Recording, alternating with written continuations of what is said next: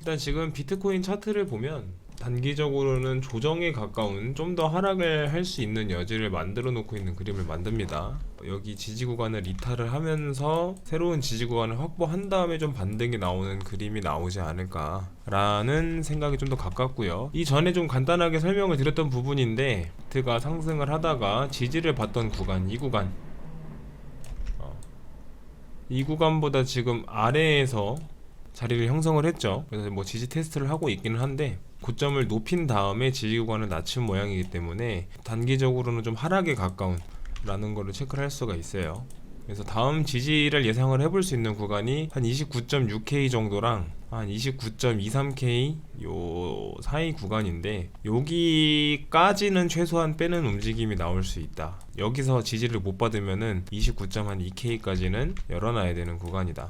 여기서 추가적으로 상승이 나오기에는 조금 제한되지 않나. 이더 같은 경우는 그냥 특별한 움직임이 없죠. 그냥 뭐 박스권에서 횡보하는 구간이라 한번 고점 돌파해 놓고 그 이후에는 횡보하는 구간에 형성이 되어 있다. 지금 비트가 시장을 한번 쫙 상승시켜 놓고 이더로 한번 넘어가서 이더가 고점을 한번 이제 저항 돌파하면서 고점을 찍고 다시 비트로 넘어왔다. 그럼 이제 다음은 비트에서 이더로 한번 더 넘어가는 흐름이 나올 수 있는데, 지금 위치가 좀 그럴 만한 가능성이 있는 위치가 아닐까라고 좀 생각해 볼 만할 것 같아요. 지금 미더의 도미넌스가 어떻게 움직이느냐, 요거를 조금 볼 필요가 있습니다. 지금 이후부터는, 어제부터도 말씀을 드린 내용이긴 한데, 지금 좀 더 그 위치에 가까워졌다. 이더 도미가 여기를 이탈을 하면 안 되고, 여기서 뭐 지지를 좀 받더라도 다시 이제 이더 도미가 상승을 하면서, 이 다음번 상승은 비트가 고점을 높이는 상승보다는 이더가 한번 여기를 다시 돌파하러 가는 움직임이 나와줄 가능성이 좀 더 크다.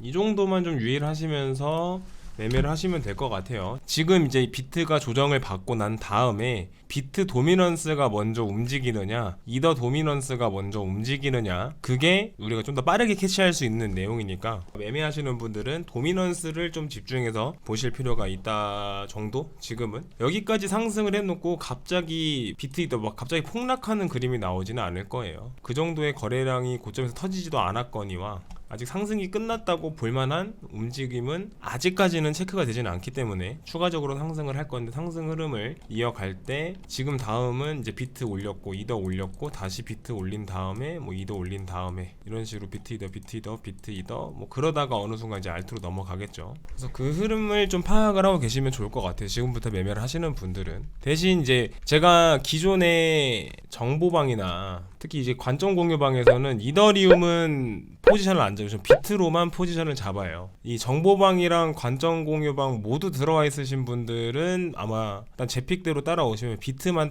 매매를 하시게 될 텐데, 이더의 상승을 보면서 이더를 매매를 해보려고 하시는 분들은 비트보다는 레버리지를 적게 들어가셔야 됩니다.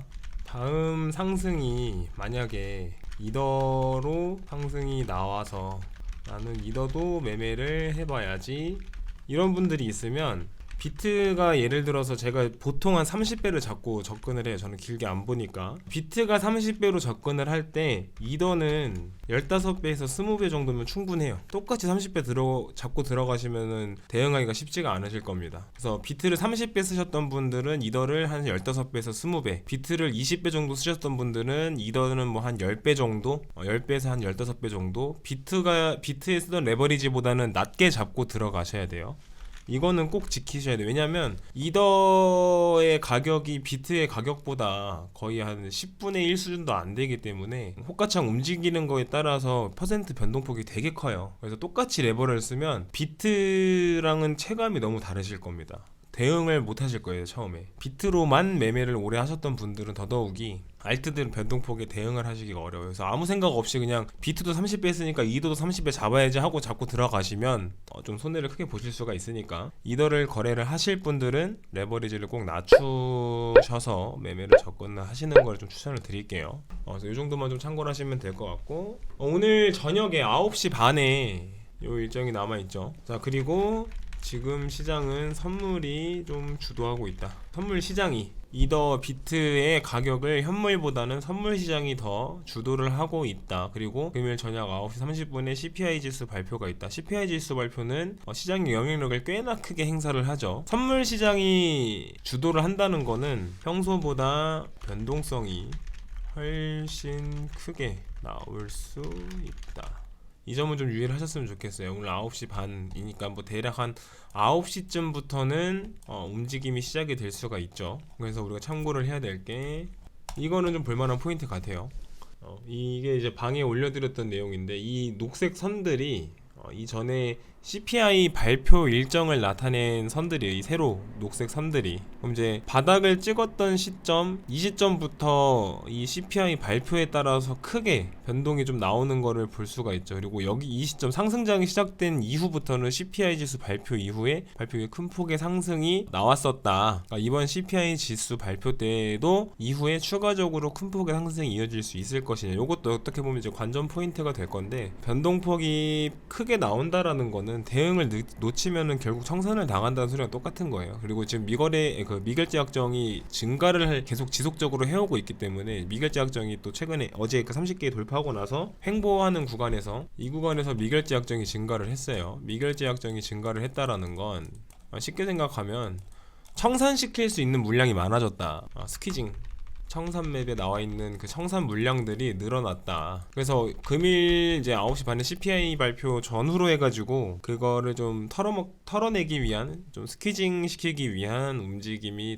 평소보다 더 크게 나올 수 있어요. 그래서 좀 유의하셔야 된다. 오늘 저녁에는 아예 대응 자신 없으신 분들은 그 전에 포지션 다 정리해놓고 관망한 다음에 진입하시는 것도 방법이 되겠죠. 그래서 오늘은 이 정도로, 그리고 향후에도 비트나 이더가 조금 더 상승할 여지는 남아있다. 상승할 여지는 남아있기 때문에 추가적인 상승분을 기대하시는 분들은 아예 그러니까 뭐 현물이나 레버리지를 낮게 쓰고 물량을 좀 뭐 매수해 두신 분들, 그런 분들은 조금 더 홀딩을 해봐도 괜찮은 위치. 오히려 가격이 빠져주면 좀 더 매수를 해가지고 추가적으로 물량을 좀 더 늘려봐도 괜찮은 위치. 현물로 접근을 하시는 분들은. 그치만 어제도 말씀드렸던 내용이고 어제 내용 말씀드린 거에 이어서 똑같이 한 번 더 좀 꼭 말씀드리고 싶은 게, 지금 시장에서는 선물을 안 하던 분들도 선물을 좀 해야 할 필요가 있다. 선물 거래를 무서워서 뭐 겁나서 잘 몰라서 뭐 지켜만 보셨던 분들도 많겠지만 지금은 선물 거래를 일단 시작을 해야 하는 위치가 맞다고 봅니다.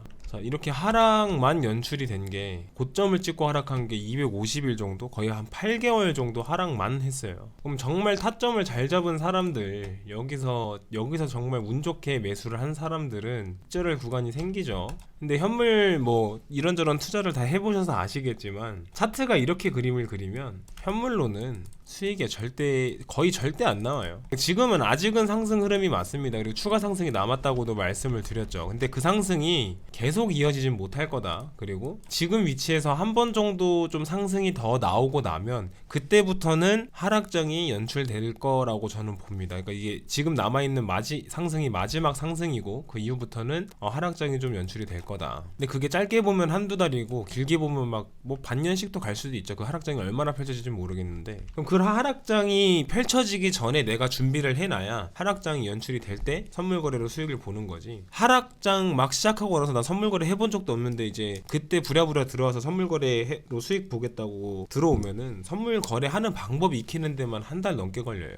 그러면 결국 수익 볼 수 있는 걸 다 놓칩니다. 그래서 다시 한번 말씀을 드리자면, 내가 선물 거래가 무섭다, 선물 거래 막 위험하다고 한다 라는 얘기를 들어서 선물 거래를 시작을 못 하시는 분들은 반은 맞고 반은 틀린 거다. 저는 항상 말씀드리는 게, 선물 거래를 내가 1억이 있다고 해서 1억을 다 선물에 투자하는 건 절대 아니라고 봐요. 근데 투자금이 1억이 있으면 1억에서 뭐 한 2, 3천, 3, 4천 정도는 선물을 하고 나머지는 현물을 하는 겁니다. 근데 1억이 있는데 내 돈 1억도 내 돈 1억이 아니라고 여기저기 돈 빌리고 빚져가지고 1억 만들어서 그런 1억을 선물에다가 100% 다 투자한 사람들, 그런 사람들이 실패한 얘기를 들으면 당연히 그거는 아니라고 봐요. 저는 그렇게까지는 하라고 말씀을 드리는 건 절대 아니에요. 다만 내 투자금의 일부분 정도, 여유가 되는 정도에서 일부를 빼가지고 선물 거래를 할 준비를 할 위치에 와있다, 시기가 와있다, 이런 말씀을 드리는 겁니다. 절대 무리해서 선물 투자를 하라고 말씀을 드리는 건 아니에요. 뭐 궁금하신 내용은 항상 이제 올려드리잖아요. 여기다가 대화 주시면 돼요.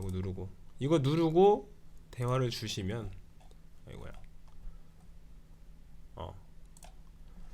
이게 바로 저랑 1대1 상담하는 대화 링크니까 뭐 선물 거래 방법뿐만이 아니라 그냥 코인이 어떻게 흘러갈지, 내 지금 포지션 잡고 싶은데 뭘 잡을지 모르겠다, 어떻게 보시냐, 이런저런 그냥 답변, 뭐 질문 다 주셔도 돼요. 편하게 질문 주시면 답변 드리고 있으니까 그렇게 좀 잘 활용하셔가지고 다들 좀 수익 보시는 매매를 하셨으면 좋겠어요. 그래서 오늘 방송은 여기서 좀 마무리를 해보도록 하겠습니다.